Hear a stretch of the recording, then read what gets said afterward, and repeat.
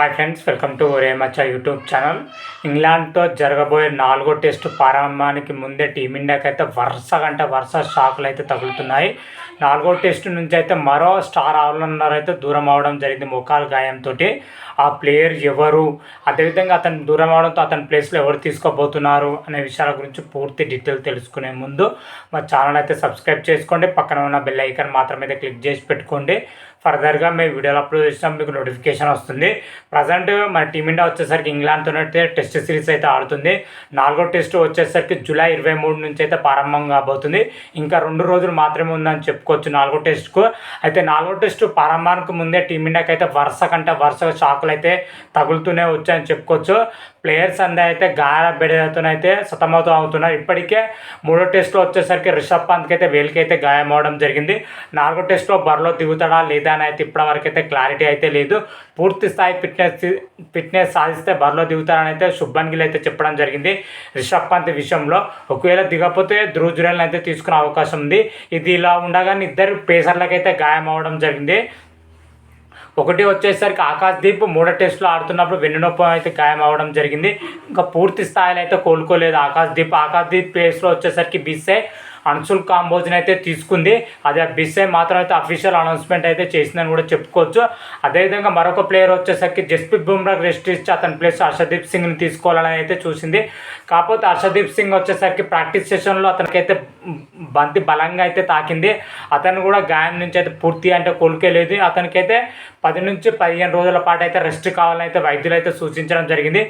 దీంతో హర్షదీప్ సింగ్ అయితే 4th టెస్ట్కి అదేవిధంగా 5th టెస్ట్కి మాత్రమే అయితే దూరం అవడం జరిగింది. ఈ ముగ్గురు గాయాలతోనైతే బాధపడుతూ ఉంటే టీమిండియాకి అయితే మరో ఊహించని బిగ్ షాక్ అయితే తగిలిందని చెప్పుకోవచ్చు. Team India star all rounder Nitish Kumar Reddy మాత్రమైతే మొక్కలకి అయితే గాయం అవడం జరిగింది. నిన్న ప్రాక్టీస్ చేస్తున్న సమయంలో అతనికి అయితే మొక్కలు అయితే గాయమైనట్లు అయితే బీసీఐ వర్గాలు అయితే తెలపడం జరిగింది. అతను 4వ టెస్ట్ ఆడడం చాలా సందిగ్ధంలో అయితే ఏర్పడింది. వైద్యులు అయితే పర్యవేక్షణలో అయితే ప్రజెంట్ అయితే నితీష్ కుమార్ రెడ్డి అయితే ఉండడం జరిగింది. మరి 4వ టెస్ట్ ఆడతాడా లేదా అని అయితే ఇప్పటివరకు అయితే క్లారిటీ లేదు. కాకపోతే మా గాయం తీవ్రత అయితే ఎక్కువగానే ఉన్నట్లయితే తెలుస్తున్న సమాచారం. ప్రజెంట్ మన 4వ టెస్ట్ వచ్చేసరికి కేవలం 2 రోజులు మాత్రమే ఉంది. దీన్ని దృష్టిలో పెట్టుకుంటే మాత్రమైతే నితీష్ కుమార్ రెడ్డి ఖచ్చితంగా 4వ టెస్ట్కి అయితే దూరమయ్యే అవకాశం అయితే క్లియర్ కట్ అయితే కనిపిస్తుంది. ఒకవేళ నితీష్ కుమార్ రెడ్డి దూరం అవుతే అతని ప్లేస్లో వచ్చేసరికి షాదుల్ ఠాకూర్ అయితే బరిలో దిగే అవకాశం ఉంది. ఇప్పటికే షాదుల్ ఠాకూర్ మొదటి టెస్ట్లో అయితే బరిలో దించారు కాబట్టి అనుకున్నంత స్థాయిలో రాణించలేకపోయాడు. పూర్తి నిరాశపరచడం జరిగింది. అదేవిధంగా నితీష్ కుమార్ రెడ్డి 2nd టెస్ట్లో అనుకున్నంత స్థాయిలో రాణించలేదు కాదు. 3వ టెస్ట్లో బౌలింగ్లో మాత్రం అయితే పూర్తి స్థాయిలో అయితే ఆకట్టుకోవడం జరిగింది. మరి 4వ టెస్టులో నితీష్ కుమార్ దూరం అవడంతో షాదుల్ ఠాకూర్ ఎంత మేరకు అతని ప్లేస్లో రిప్లేస్ చేస్తారని అయితే చూడాలి. ఓవరాల్గా చూసుకుంటే టీమిండియాకి అయితే అతిపెద్ద షాక్లు అయితే తగులుతున్నాయని చెప్పుకోవచ్చు. ఇప్పటికి 2 పేసర్లకు అయితే గాయం అవడం జరిగింది. మరో స్టార్ ఆల్రౌండర్కి అయితే గాయం అవడం జరిగింది. అదేవిధంగా వికెట్ కీపర్ పొజిషన్లో రిషబ్ పంత్కి అయితే గాయం నుంచి అయితే పూర్తిగా అయితే కోలుకోలేదు. 4 కీలకమైన ప్లేయర్లు అయితే ప్లేయింగ్ 11కు దూరం అవడం ఇప్పుడు టీమిండియా ప్లేయింగ్ 11 పై పెనుభారం అయితే పడడం జరిగింది. ముఖ్యంగా చూసుకుంటే లోయర్ ఆర్డర్ అదేవిధంగా ఆల్రౌండర్ బౌలింగ్ పొజిషన్ పైన తీవ్ర భారం పడే అవకాశం అయితే కనిపిస్తుంది.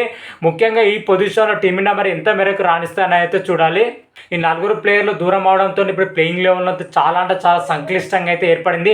ఏ ప్లేయర్ని తీసుకుంటారని అయితే ఇప్పటివరకు అయితే క్లారిటీ అయితే లేదు. ఇంకా 2 రోజుల టైం ఉంది. అయినా కూడా ప్లేయింగ్ 11 పైన ఇప్పటివరకు అయితే ఎటువంటి అప్డేట్ అయితే రాలేదు. ఎవరిని తీసుకోబోతున్నా ఎవరితోని ఫుల్ఫిల్ చేస్తారని అయితే ఇప్పటివరకు అయితే క్లారిటీ అయితే లేదు. కాకపోతే ఒక గుడ్ న్యూస్ ఏంటంటే 4వ టెస్ట్లో వచ్చేసరికి జస్ప్రీత్ బుమ్రా మాత్రమే అయితే బరిలో దిగబోతున్నట్టయితే క్లియర్ కట్గా అయితే తెలుస్తున్న సమాచారం. ఇదైతే టీమిండియాకి అయితే గుడ్ న్యూస్. ఒక బౌలింగ్లో ఒక ఎండ్ మాత్రమైతే కొంచెం బలంగా అయితే ఉంది. మరొక ఎండ్ వచ్చేసరికి మహమ్మద్ సిరాజ్ అయితే ఉండడం జరిగింది. 3వ పేసర్ అదేవిధంగా 4వ పేసర్ వచ్చేసరికి ఎంత మేరకు రాణిస్తారని అయితే చూడాలి. అన్సుల్ కాంబోజ్ కానీ అదేవిధంగా షాదుల్ ఠాకూర్ కానీ ఎంత మేరకు ఆకట్టుకుంటాడైతే చూడాలి. ఓవరాల్గా చూసుకుంటే బౌలింగ్ డిపార్ట్మెంట్లో ఈ మార్పులు అయితే ఉండబోతున్నాయి. అదేవిధంగా బ్యాటింగ్లో చూసుకుంటే ఆల్రౌండర్ పొజిషన్లో షాదుల్ ఠాకూర్ అయితే బరిలో దిగే అవకాశం ఉంది. అదేవిధంగా రిషబ్ పంత్ ప్లేస్లో వచ్చేసరికి ధ్రువ్ జురేల్ అయితే బరిలో దిగుతారు. ఒకవేళ రిషబ్ పంత్ పూర్తి స్థాయిలో కోలుకుంటే ధ్రువ్ జురేల్ మాత్రమైతే బెంచ్కి పరిమితం అవ్వాల్సి అయితే ఉంటుంది. ఓవరాల్గా మాత్రమైతే ఈ మార్పులు అయితే చోటు చేసుకునే అవకాశం అయితే కనిపిస్తుంది. మరి ప్లేయింగ్ 11 పైన ఏదైనా అప్డేట్ రాగానే మాత్రం అయితే మరొక వీడియో చేసి అయితే అప్లోడ్ చేస్తాను. అంతవరకు మీకు ఈ వీడియో కానీ నచ్చినట్టయితే లైక్ చేయండి, షేర్ చేయండి. మరిన్ని వీడియోల కోసం అయితే మా ఛానల్ అయితే సబ్స్క్రైబ్ చేసుకోండి. పక్కన ఉన్న బెల్ ఐకాన్ మాత్రం అయితే క్లిక్ చేసి పెట్టుకోండి. ఫర్దర్గా మేము వీడియోలు అప్లోడ్ చేస్తాం, మీకు నోటిఫికేషన్ వస్తుంది. హర హర మహాదేవ్, శంభో శంకర. Thank you.